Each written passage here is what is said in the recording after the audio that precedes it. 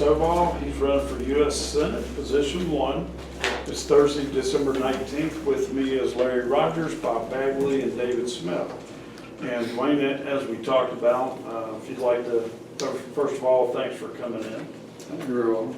And if you like, take up to 5 minutes for an opening, and then we'll just kind of jump into the Q&A after that. Okay, for those who are going to be viewing this, my name is Dwayne Stovall. I live in Liberty County. I'm 54 years old, been married about 29 years, have 3 children. I call myself an every Texan. I'm just a business owner who got motivated to run for U.S. Senate back in 2014 and did. And on around $70,000, I garnered almost 11% of the primary in 2014. At that time, I didn't realize that was anything very special until the day after the primary. When my phone started ringing, and it rang for about 2 weeks with people who were very well connected in politics, who wanted to know who I was and what I was saying. I never really stopped running. I have a very deep historical understanding of the seat of a U.S. Senator. People will ask me sometimes, why don't you run for a state office and get name recognition and build your way up? And I say, you look at this as if it's some kind of career decision. It's not a career decision. There's very specific rules and very specific responsibilities that come with a U.S. Senate position that's not being utilized. What we'll talk about today, if I had heard the same language being said at any time in the last 10 years of my life, I would be at home right now and giving someone else my money and supporting them and working for them, but I don't hear this messaging anywhere. Today, we're in a very specific and unique position because as Texans, we have a president, a commander-in-chief in charge right now who campaigned in the state of Texas in 2016 on 2 points. And those points were to build a wall to secure the border and to drain the swamp. The man I'm running against, who everybody understands is John Cornyn, there's not a Texan in this state who doesn't understand that he's an establishment member of that swamp. So this is a watershed moment for Texans, I believe. I believe we're either going to make the decision to start doing what we can to get rid of these establishment hacks that are running the show and start giving Texans the right voice and start taking a stand to manage our affairs according to our moral values and stop trying to wait on federal overlords to decide for us how we're going to manage most of these issues. I'm a constitutional conservative. I'm probably the most original thinking candidate you're ever going to meet at this point in time. I haven't met anybody yet on the road that sounds like it. If you want to talk about what the limits of the federal government are, we're going to start with where the friends of the document signed on it, what they agreed to, and anything after that, when we're dealing with judges' opinions, we'll discuss those, but it's going to come with a different type of discussion, because I don't buy into this idea that the Supreme Court is the final arbiter of everything all the time everywhere, because they're not. Other than that, it takes a lot to get a guy like me, who's just every Texan, to step up from the kitchen table and decide he's going to run for this office. It's got to be pretty bad, and it's bad. Otherwise, you wouldn't be talking with me today. So, whatever you got, bring it. All right. Well, thanks very much. Appreciate it. So, my first question was, why this office? U.S. Senate is a tall order, especially with somebody like Cornyn. You just answered that. Do you think, with this being your, I guess, second time around and running against him, how much traction do you think you're gaining out there with the average Texan who? It's pretty amazing. It's pretty amazing. Now, granted, John Cornyn's going to have $10 million in the bank, and at his whim, another $10 million anytime he feels like it. He spent about $18 million in the cycle of 2014 cycle. He won the primary in 2014, but what people don't realize is he won the primary by the lowest margin in the history of that race. He also sets a new low every single cycle for public approval from the electorate. So right now, he's in the mid-teens on approval rating. So you'll never, ever going to see a third-party, nonpartisan, independent polling released ever until maybe we do in the next month or so, because it's awful. Texans are ready to remove him from office. They just haven't been motivated in a way that they are now. Things are so different today. 80% or more of county Republican county chairs in the state of Texas basically stiff-armed me in 2013 and didn't want to talk. He's their guy. He wore their jersey. He was friendly to them, or at least they thought he was, and they would try and keep you away from their membership. Today it's flipped. Today it's way over 80% are really trying to get meetings scheduled so that you can talk to the people. It's very beneficial. The tide has changed. Regardless of how much money he has, I've got the largest campaign in the state. We've got over 1,400 volunteers or so. We've got 23 people on our campaign committee. We've got a full-time schedule. We've got a volunteer coordinator. It's a different animal. For a guy like me to get up and run, this should tell people what you can do or what can happen, because I didn't plan on it to happen that way. It just happened that way. I started with, just like we're talking right now, getting up and deciding I'm going to run against John Cornyn. I ended that with almost 11% of the primary. I didn't know until that happened that should have never happened, that is an anomaly that should have never taken place. But I learned that the money is very important, but the message is 10 times more important. Because what people don't realize is that most of the money in politics is not there to perpetuate the truth. It's there to make the truth, a lie, look like the truth. And like I told a radio guy out in the Panhandle, he asked me, how did you do that? How do you explain drawing that much attention as a nobody in that primary? And I said, well, it's real simple. It doesn't cost much to tell the truth, and people understand when you're being truthful with them. But it costs millions and millions of dollars to make a mule look like Secretariat. And that's where we're at. So it's not all about the money. We're raising money and we need support, but the fact of the matter is we don't need $10 million to beat somebody like John Cornyn. You can do it with way less than that. Sounds good. Larry? Bring us up to date for the people that'll be watching. You're a businessman, a business owner. Could you give us a little history behind that business, what it entails? As quickly as I can, I went to Kilgore Junior College, moved from Kilgore Junior College to Southwest Texas State, which is now Texas State. In my junior year, I ran out of money and had an opportunity to go to Houston and get a job at Atlantic Richfield. Atlantic Richfield, ARCO. Oh, okay. And I did. I was raised in a oil field. Anybody that knows, anybody my age or older will remember what we call company camps or humble camps or Gulf camps. I was born and raised in a humble camp in Baytown. Which was interesting. They were already selling the homes to the employees by the time I was up in age, and they kind of already sold out and become a neighborhood. And I lived on the edge of what's called Oakwood subdivision in Baytown, which is all black. I went to a all-black elementary school, an all-black high school converted to an elementary school after desegregation.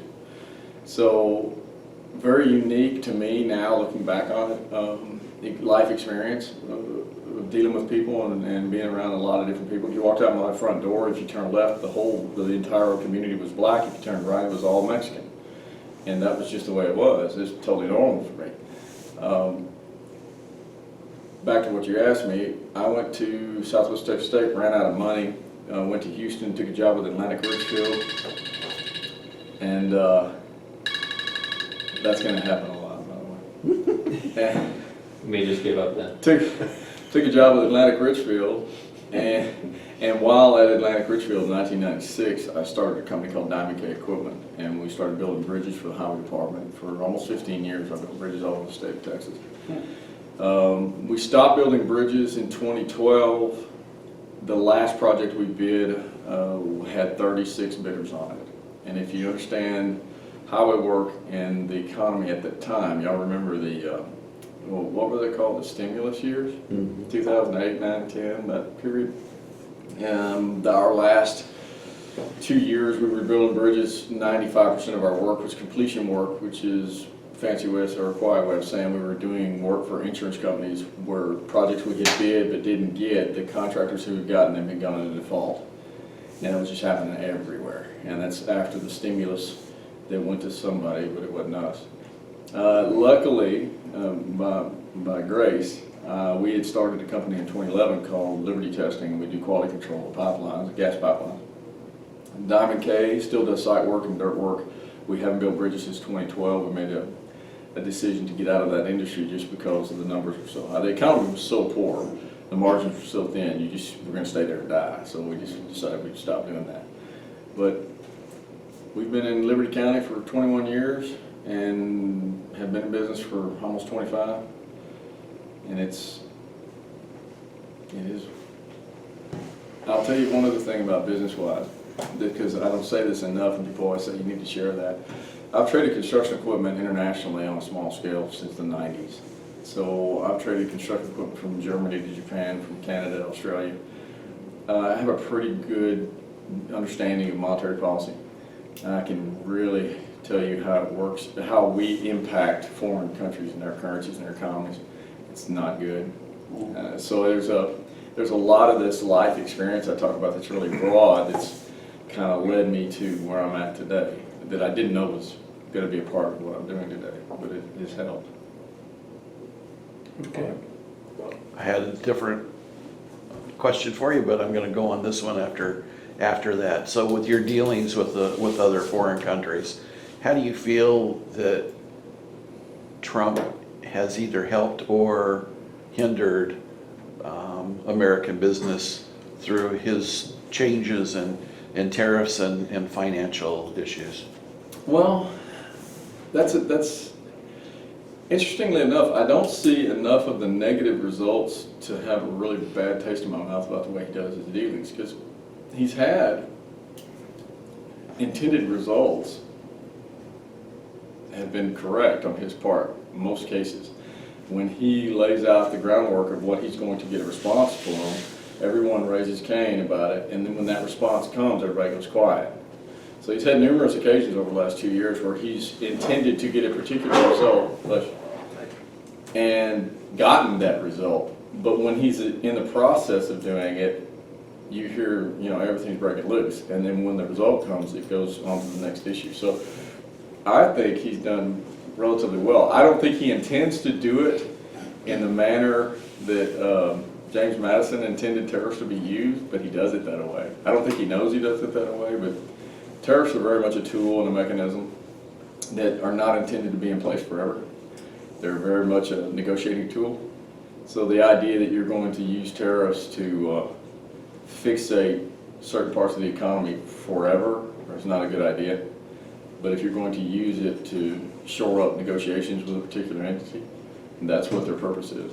And of course, we're dealing with a federal government that was funded through tariffs the majority of its life, and it's not now, but it should be.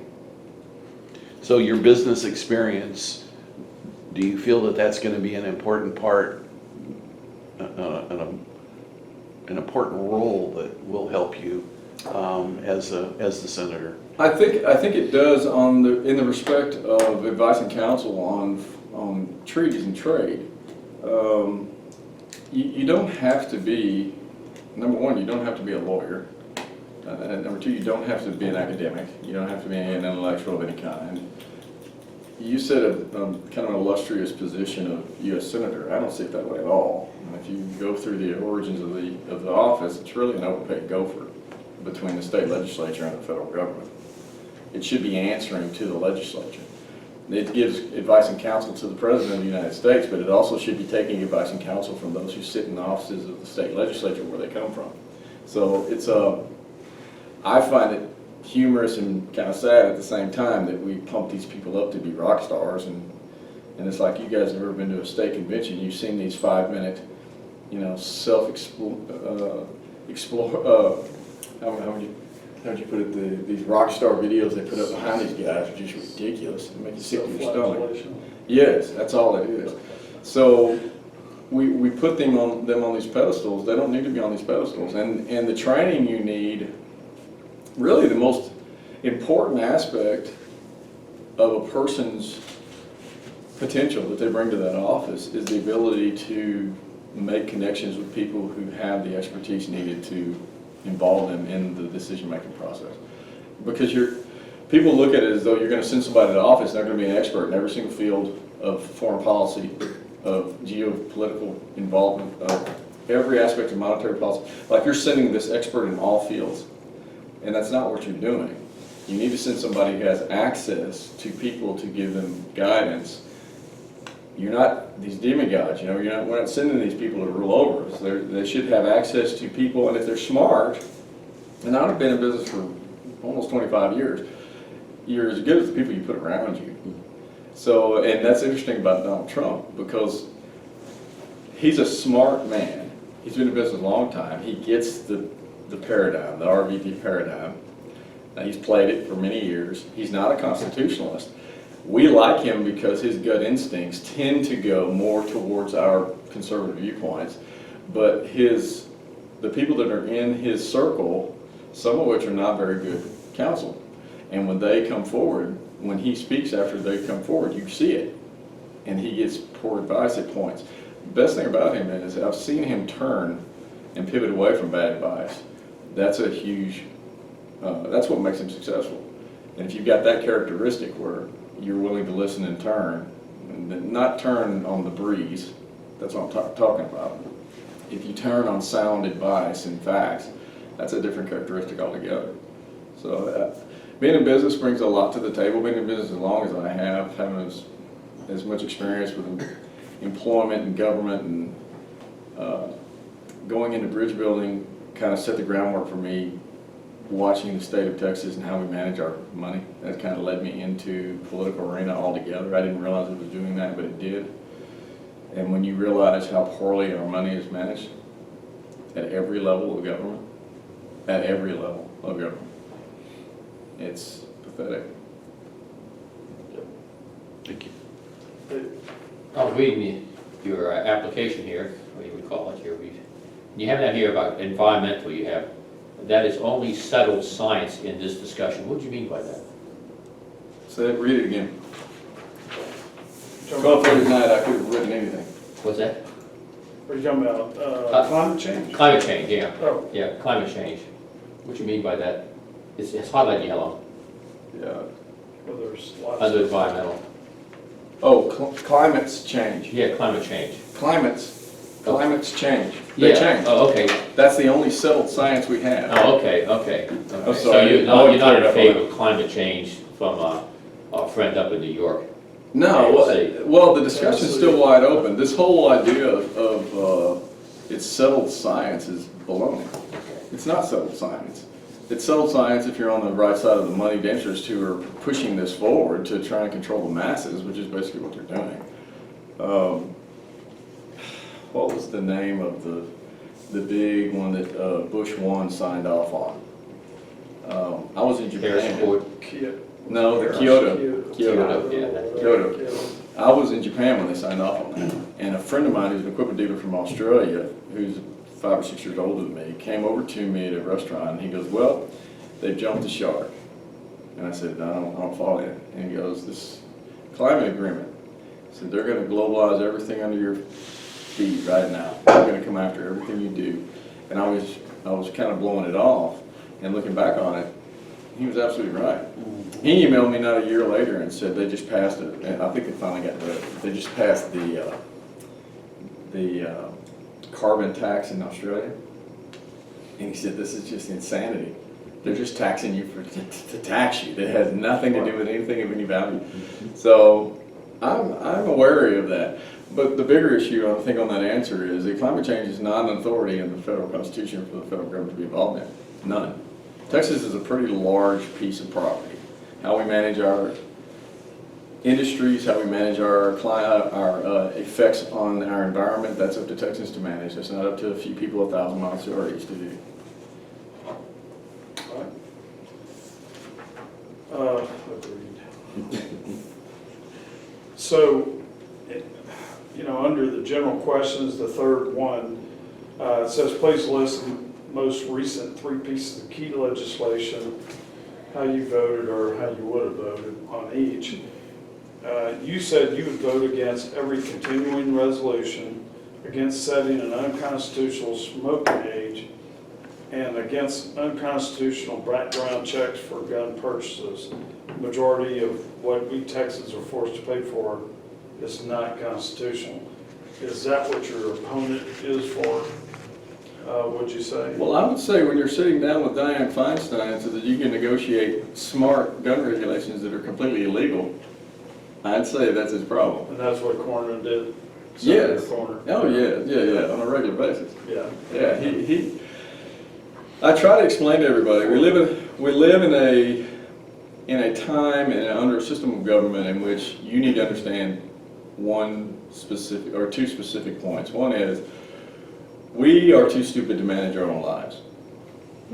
And those people over there, 1,500 miles to our east, they're smarter than we are, and we need to let them manage our lives for us. That's the basis of what we live with today. And I don't do surfing well. I just don't. So. There you go. Larry?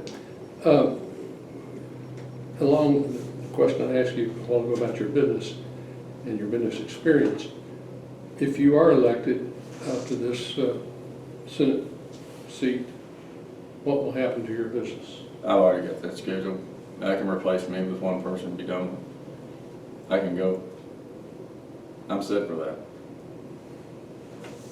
There's no issue with me leaving my work and going. So I can leave it and turn my back on it.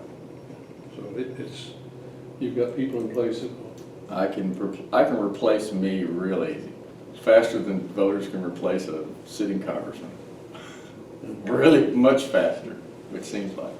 One of our questions was in the budget, what have you done or will commit to do to reduce federal spending? What specifically do the cuts need to be made?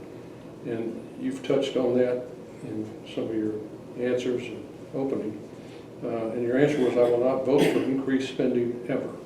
I'll also take a hardline stance against such wasteful and illegal spending as foreign aid and funding Planned Parenthood, and I'll also push to abolish every unconstitutional federal agency. Would you like to touch on that for the people that will be watching this? Sure, there are mechanisms still available to us to actually do that. I know that sounds like kind of broad rhetoric, like, oh, they're going to go close down this agency or whatever. It's really not so much about closing the agency per se. It's about articulating the message to your fellow citizens that the mechanism is still there, whether or not it's used or not. It's kind of up to them. A lot of people don't realize, and you didn't ask this in the forum, and I don't want to get into this way deep, but I'll give you a short synopsis. People don't realize that the Article 3 in the federal Constitution, and after I do this, y'all will go home tonight and read it. Article 3 in the federal Constitution, we're all taught in school that Article 1 is written for the legislative branch, Article 2 is written for the executive branch, and Article 3 is written for the judicial branch. That's not true. Article 3 was written for the legislative branch. So the next time you read Article 3, read it from the viewpoint of a congressman or a member of either chamber. The reason I say that is because the other lie that we're taught when we're growing up is that the Supreme Court's the final arbiter of everything all the time, everywhere.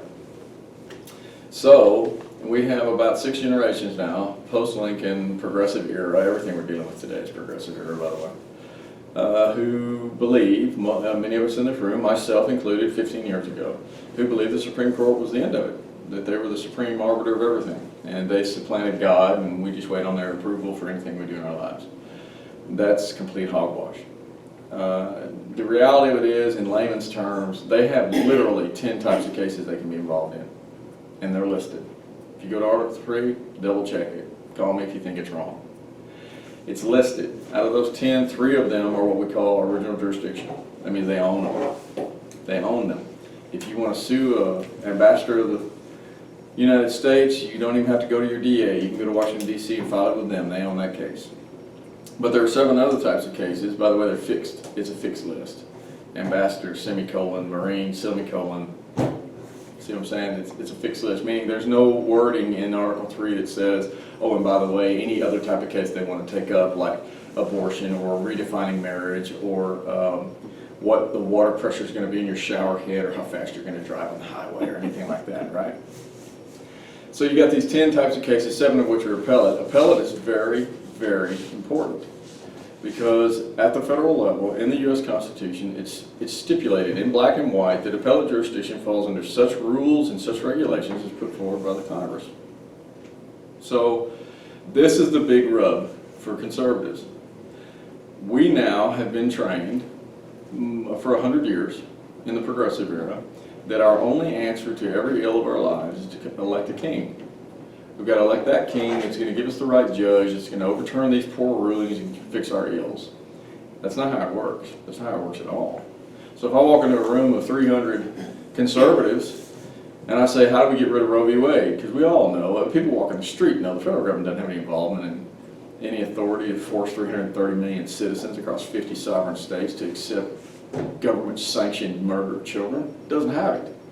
So, how do you get rid of it? You can ask any organization you're in front of. You can ask your own. And they'll tell you we've got to get the right president. King. It's king.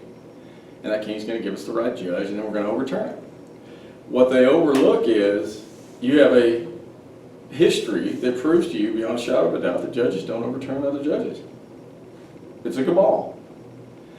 What you have is Article 3. And Article 3 gives them the power by such rules and regulations they want to put forward to manage their involvement in cases. So how do you get rid of Roe v. Wade? One person, either chamber, goes to the microphone and says, folks, you know we don't have the authority to rule over the issue of abortion across the United States. We don't have the authority to force the people in Texas to manage that issue the same way the people in Connecticut do. So as of today, we're going to remand the issue of abortion back to the states, and we're going to remove any and all perceived jurisdiction from the federal judiciary. And it goes away. And then the people of New York can do whatever it is they do, and the people of Texas are free to manage that issue according to our moral values. And every other state gets the same respect. That's how that's supposed to work. None of us, and when I mean none of us, I mean less than 0.1% of us have any grasp of that. Because we've all been taught in school the opposite. The judicial branch has all the perceived power today. The judicial branch had no power whatsoever when it was formed. Zero. None. Even the biggest big government lovers that we like to point the finger at, righties like to point the finger at Hamilton, the big government founder. He wanted all the power in the center, which is not true, but he wanted more power in the center.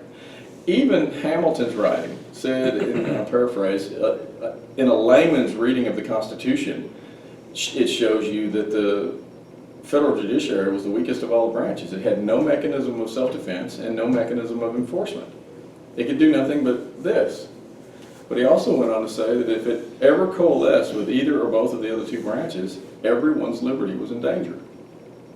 Folks, that's where we're at. So my entire premise for running for this office has everything to do with, one, answering a single question, and that's a selfish part. I want one question answered. And the other part is divesting power away from the federal government. It's too large. It is too large. It is too powerful. It controls too much.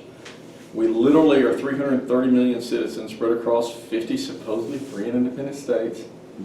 And we're managed by a few hundred political elitists in a town far, far away that none of us know we're never going to be able to influence. Moreover, we're controlled by 9 unelected, well-connected lawyers from Harvard and Yale who share no commonality with us. None. And here we are. Is that enough? We could go on that one. Yeah, it lasts about an hour. You mentioned, again, the president and his desire to build the wall. Can you, and we've talked about the Constitution, and we have illegals that are here that say that they have constitutional rights. I don't read the Constitution that way, do you? Well, Does it not say "we, the people of the United States"? yeah. If you're not a we, if you're not one of us, then how does that fall? Well, no, hang on a second. You have protections in the U.S. Constitution protect persons. It says persons and people throughout.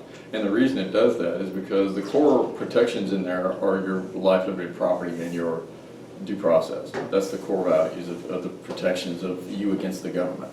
They're not going to, life, liberty, and property is distorted all the time by people because they have this modern kind of simple viewpoint of it. Life, liberty, and property is all about due process. It's all about you not getting hung at the street corner by a local magistrate just because he feels like he doesn't like you and wants to call you out for a crime with no witness. That's your life. Or taking you and putting you in chains underneath the jail just because he feels like it, and that's your liberty. Or taking your stuff just because they feel like it with no witnesses or whatever, and that's your property. So that all has to do with due process, giving you access to the courts, access to defending yourself, access to court of your peers, that kind of thing, a judge. Those protections are for anyone here. You can't murder an immigrant or a visitor or someone coming through who's not a citizen of your state just because they're not a citizen. You see what I'm saying? And they get the same, if they're accused of a crime, they get the same protections of due process through the court system as anybody else. So the kind of that broad statement that's made periodically about people that the Constitution only applies to citizens.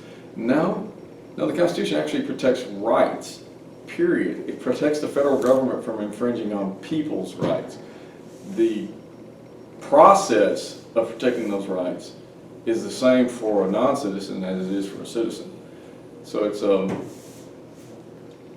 And I'll agree with you on that, but I'll also have to disagree that they're not doing that because they're allowing abortion and they have property. We have property taxes, so they take your property as well.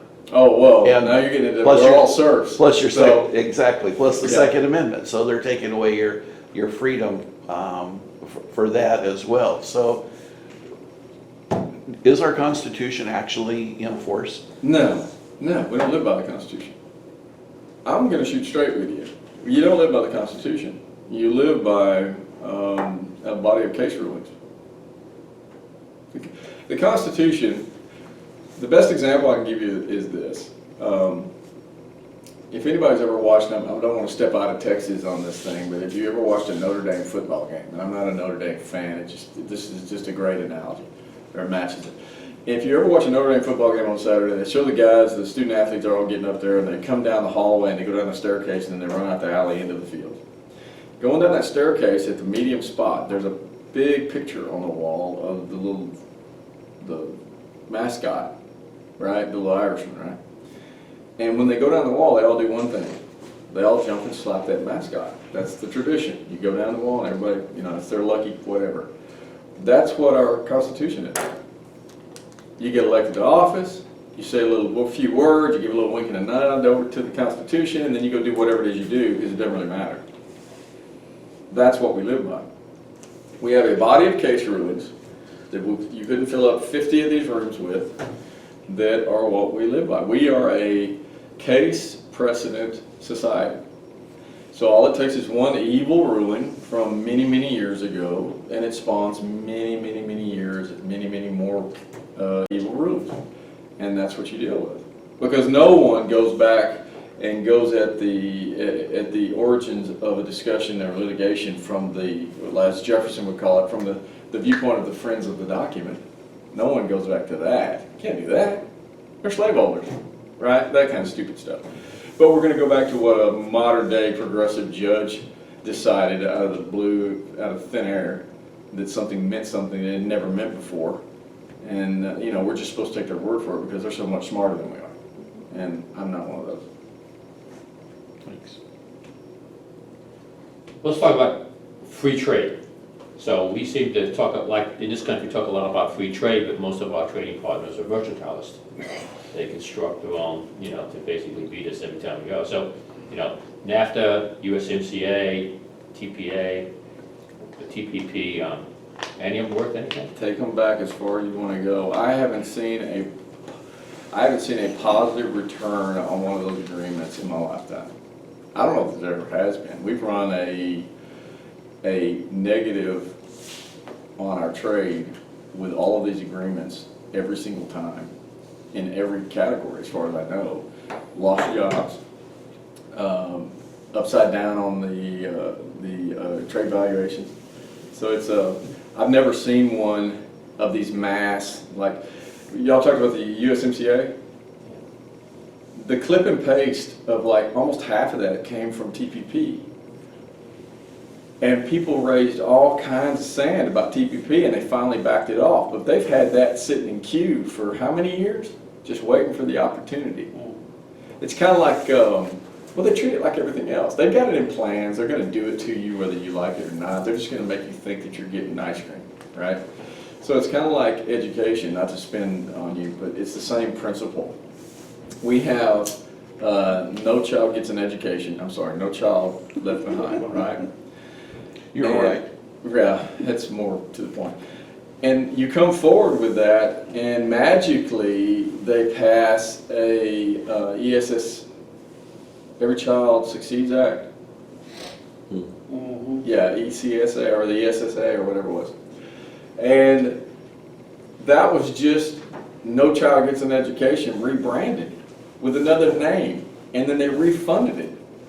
And then we had, even in Texas, we had congressmen coming back to Texas and saying, I'm so glad I got a chance to vote for this bill because it gives states more opportunity to say no to federal involvement. Do you know what more opportunity means? You can say no at any moment in time. That's not more opportunity. And it didn't give them more opportunity. It actually just kept them in our kids' classrooms completely against our will. So, no, trade agreements, by and large, have not been suitable for us. I think the one saving grace for Donald Trump is he gets that, and I think he is angling to shore up these shortcomings we have in these agreements. Not a whole lot he can do with that if you got a Congress that both parties and both chambers are shoving it down your throat that they want these big, massive global agreements that really deteriorate our side and advance other parties who are, you know, they're not win-win situations. Most of the time we're giving up too much to be involved in it. And it's not really free trade to me. I mean, government involvement in the economy that's a whole nother discussion. The, under taxes, which is right up near the beginning of the question there, what form of federal tax law do you support? Current, flat tax, fair tax, other? You said you would support a flat tax. Can you explain the difference for the viewers, the difference between a fair tax and a flat tax? The flat tax, now, as I understand it, the flat tax would be, it'd be associated with an income tax, and it would be an even across the board equal tax for every citizen. So if you made $30,000 or if you made $300,000, you pay X percentage equally, either way. That I could get behind. The fair tax. That's the one Cruz was for, right, the flat tax. I don't remember. Okay. I don't remember. The fair tax is it's a national sales tax, and that's not one of their authorities. The fact that they can provide an excise tax on an individual item does not give them the authority to create a national sales tax on all items. So you would have to amend the Constitution. I'm not in favor of giving them any more taxing authority at all. You give me, I'll tell you what, you give them a either or proposition, or you amend the Constitution to create a sales tax, but you abolish the IRS altogether, maybe I'll talk to you, right? Get away from income tax altogether, maybe I'll talk to you, but no. You don't add another authority to these people, they don't deserve it. They just abuse what they have now. Another question, under other civil liberty, please describe under what specific circumstances governmental rights or interests should override parental rights or interests in regards to the welfare of children. You said it's not a topic for federal government. No. There's no language in the U.S. Constitution that gives them that power, No. correct? What about at the state or local level, say in the case of child abuse? That's for Texans to discuss for themselves and manage according to their will. We, here in Texas, now not getting off subject matter and getting into our own policy here, we have plenty of issues to deal with our own CPS system here in Texas. So, you know, when government gets involved, everything gets a little sketchy. There's a lot of talk towards abolishing CPS. Do you agree with that, or because of its current state, or You know, overhaul it? I'm a scale guy, meaning everything is managed in scale. When it gets out of scale, it's completely a disaster. Everything is a disaster. It's like today, the scale issue, what I talked about a minute ago, I didn't say scale, but it's the same thing. When you have 330 million plus citizens, they're managed by a few hundred people, you're out of scale. That's not a Republican form of government, by the way. That's right. That's not a Republican form of government. You're literally tyrannized. You're not represented. You have over 800, well, right around 800,000 of us to a member of Congress. Is anybody in their sane mind believe that you're represented by one individual? It is impossible on so many different levels for one person to represent the best interests of 800,000 individuals. That's insanity. We're out of scale. So the reason they keep centralizing more and more power in their hands is because we keep growing as a population and they keep the same size. And the larger we get, the more power they get. We're back to me running for office because you got to divest power away from these people. If you don't, there's a bad ending at the end of this thing. I'm the same way with everything. State of Texas, just to take that topic and move it into the state of Texas, and I don't want to spend all day on the state of Texas, but we got almost 30 million people in the state of Texas. Do you really need an agency and 6 hours away from half the state to manage children? Or do you want to divest that out and let the counties get involved with people who are locally elected, who are locally can talk to the people and deal with those issues in a more close manner and distribute that and get people that you have context of character, that who you know, to get involved in those issues, who'll do it more free of heart, and not have people who are bureaucrats who are creating reasons for them to stay in office, who are disconnected from you, but they're going to control your children. I'm very much about divesting power. And the state could stand a lot of it. We're huge. We're huge. For about 5 minutes. One of our last questions was, please explain your interpretation of the separation of church and state and list some actions that you have taken to illustrate your position.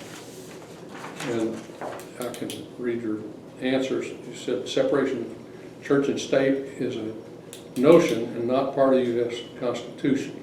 It comes from a ruling handed down by Judge Hugo Black, a member of the KKK in Alabama, who took a letter from Thomas Jefferson to the Danbury Baptist, completely out of context, and arbitrarily said that it meant the exact opposite of what it meant. In other words, it's nonsense.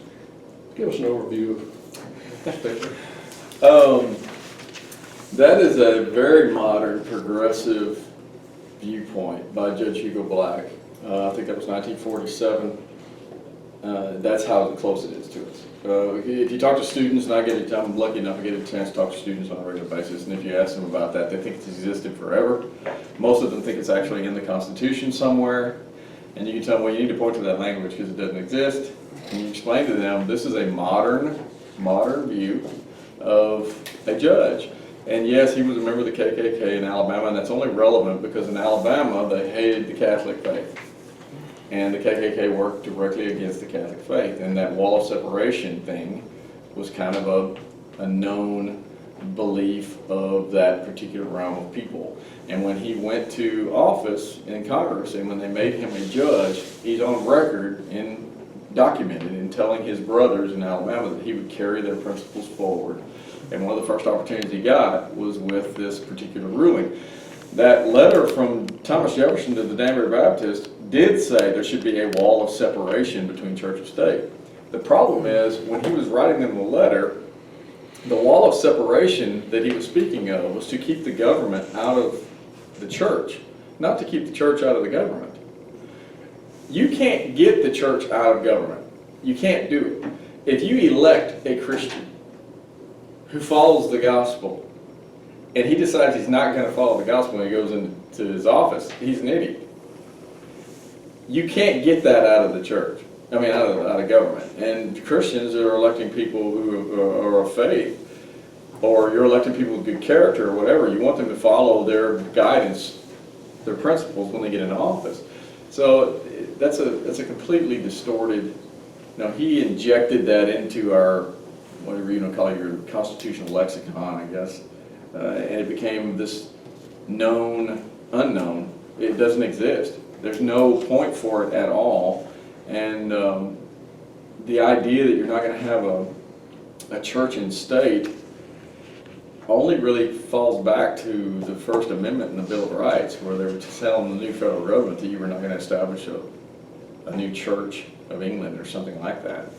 Most people don't realize that numerous states had state religion taxed and paid for state religion for decades after the Bill of Rights was implemented. It really only applied to the federal government. But we have all kinds of distorted views these days. The idea of separation of church and state is a complete notion that doesn't exist. And it exists only in people's discussions. It's not anything of any value to me. 14th Last Amendment. question. What about it? What about it? Oh, we commonly refer to that as the Magic Amendment. That's the one that was passed in 1866 and for over half a century meant one thing, and then magically, in a grouping of judges, that the majority was written by Judge Sanders, they decided after over half a century that it meant things that it had never meant before, right out of thin air. And fast forward to every other really poor, actually it is the single most weaponized piece of the constitutional documents that's ever been used against the states, ever. It's been used to apply everything in the federal constitution against the states. It wasn't supposed to be that way. The 14th Amendment was used by people like Brennan, who here in Texas, which Texas is the ruler of most of these cases that are just ridiculous. In 1982, I think it was Brennan said in Plyler v. Doe and Tyler that he could distinguish no difference between those residents who got here legally and those residents who got here illegally. So therefore, Texas, you have to fund their education, and it went on to be you're funding everything that they do with their health care and everything else. That was forced upon us by judges because we have already been awash in the idea that judges rule over us. Instead of having a Texas legislature that went, you're stupid, we're not doing that, which they should have done, but they didn't. So you get what you get. Now we've got this huge magnet of a welfare state that's available to non-citizens, illegal citizens, whatever citizens, or just people. And that's a draw. When I was a teenager and working in the ditches in the oil field with illegals, which you can call them illegals, nobody cared. They didn't have access to taxpayer-funded dollars. They didn't affect your wallet. Nobody cared. Now they affect your wallet. They affect Texans' wallets to the tune of about $12 billion plus a year and growing every single year. So 14th Amendment needs to be cleaned up. A couple of movements by the legislature or the Congress to shore up what it means to be under the jurisdiction thereof so that we can get rid of this anchor baby status, which was never, ever, ever intended. Literally, the men that wrote the 14th Amendment said in plain language, of course this won't apply to aliens or children of diplomats, right? And modern progressive judges decided out of thin air that no, we're so much smarter than that. We know what they really meant. What they really meant was this applies to anybody born on soil over here, regardless of the jurisdiction of their family, their parents, which is completely stupid. If you're traveling to Germany with your wife and she's at 6 months and she has a medical issue where that baby is born over there, that baby is an American, born in Germany, and comes back as an American under the jurisdiction of its parents. Germany doesn't look at that kid and go, oh, here's your freebies. No country does that. We do that because of judges. That can stop. When you say 14th needs to be cleaned up, what do you think about Article 5? Your thoughts? You know, I'll tell you this. A few years back, I was asked to go to Dallas and participate in a big debate about Article 5, and the people that were putting it on called me and said, would you like to come speak on behalf of one? I said, no. And I said, okay, would you like to come speak against it? And I said, no. And they said, do you have an opinion? And I said, not really. And they said, would you like to come moderate? I said, sure. So I went to Dallas and moderated. I have a question. Yeah. If you look on Senator's taxpayer-paid website, right in the center of it is a button that says, if you're a guest worker and been discriminated against by an American corporation, press this button and it takes you to file a complaint to his Dallas office. But nowhere on his website does it say, I'm an American worker and been discriminated against by an employer who's hiring guest workers. This is Cornland's site? This is Cornyn's website. Just look on the front of it and you see it. You're guest worker, hit this button and I'll take care of you. But no reference to taking care of Americans. Hey, you know, for me, and I don't want to be, people will take this offensively, and anybody that's ever paid attention to my website or my campaign or know me at any length of time, this is very Texas-centric. And when I say I'm all about Texas all the time, that's not a joke. We're dead serious about putting Texas first because that's the point of this office. That's the single most important responsibility this office has, is protect the best interest of their state. If they all did it correctly, you wouldn't have a runaway federal government because everybody would be putting their best interest at heart. What John Cornyn does is put the best interest of the federal government at heart. And he is representing people like Mitch McConnell. He's representing people like the DC lobbyists.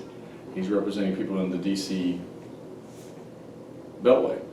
He's not representing the best interest of Texas. You don't sit down with and work on crafting legislation with people like Beto that undermines the wall. And he did that. You don't sit down with Dianne Feinstein and negotiate the Texans' right to bear arms. Are you serious? Are you kidding me?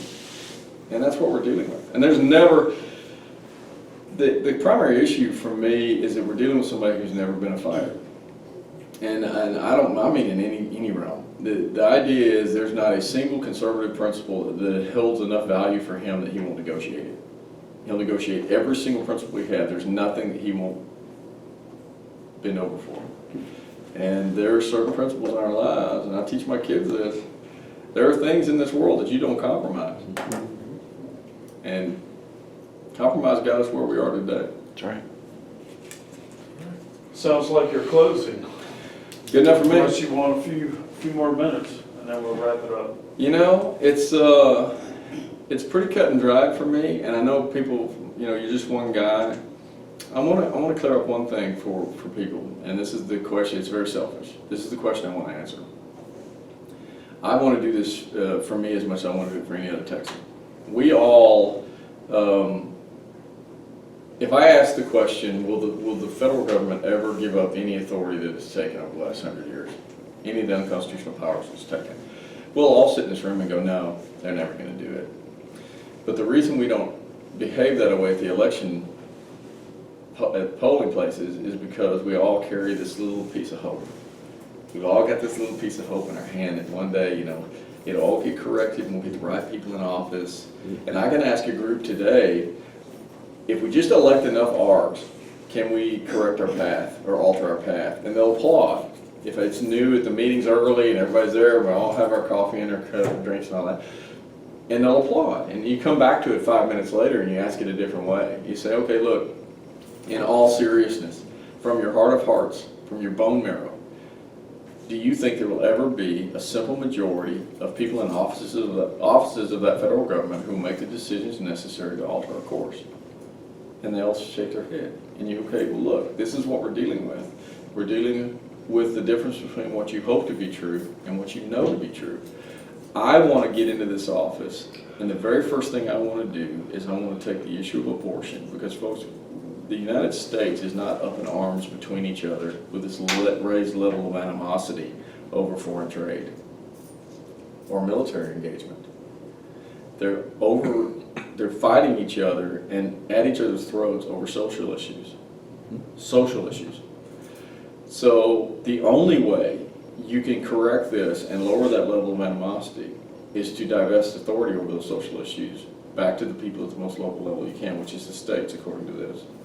So if you take the issue of abortion, get into office, and you hit all 99 other offices in that Senate, and you go into Bernie Sanders' office, and you say, okay, Bernie, we're going to remand the issue of abortion back to the states. We're going to let the people in the states manage this issue according to their own moral values, and you're going to support it, because I'm going to get you elected for the rest of your life.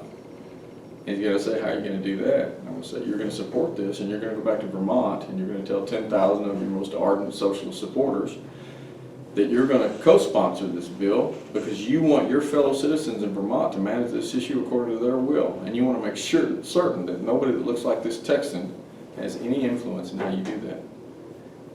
And you're gonna get elected for the rest of your life. I'm gonna do that 99 times, I'm gonna document every single one of them, and I'm gonna come back to Texas. And I'm gonna ask the lieutenant governor, whoever that may be, to call for a meeting of the whole in the main chamber of the state capitol. And I'm gonna step up in front of them with one or two answers. And I'm gonna say, either there's light at the end of the tunnel, and we have a simple majority of the chamber of the Senate who are willing to divest that power away from themselves and give it back to the states so that my fellow Texans can manage this issue according to our moral values. Or, and sadly to say, more likely, I'm gonna be able to say, this is what I did, this is the process I took, this is the question I asked, these are the people I talked to, these are the answers I got. And I know now, without a shadow of a doubt, that there's no one in this federal government who's willing to give up even 1 ounce of authority to take it. And that they are never gonna take the boot off the throats of Texans. Now, what do you want me to do? I want that answered. I want that answered yesterday. Now, what the state legislature decides to do with that, I don't really want to get into what I think would happen, but that's where it needs to go. The idea that we're going to continue down this path, we're going to continue centralizing authority in these people's hands, and continue to control our lives the way they do, I don't do well with that. I don't think any Texan does. So, let's just say I have a more aggressive approach of how to deal with this federal government than most. Very good. Sounds good. Thank you very much for coming in. Good luck on your campaign. Thank you.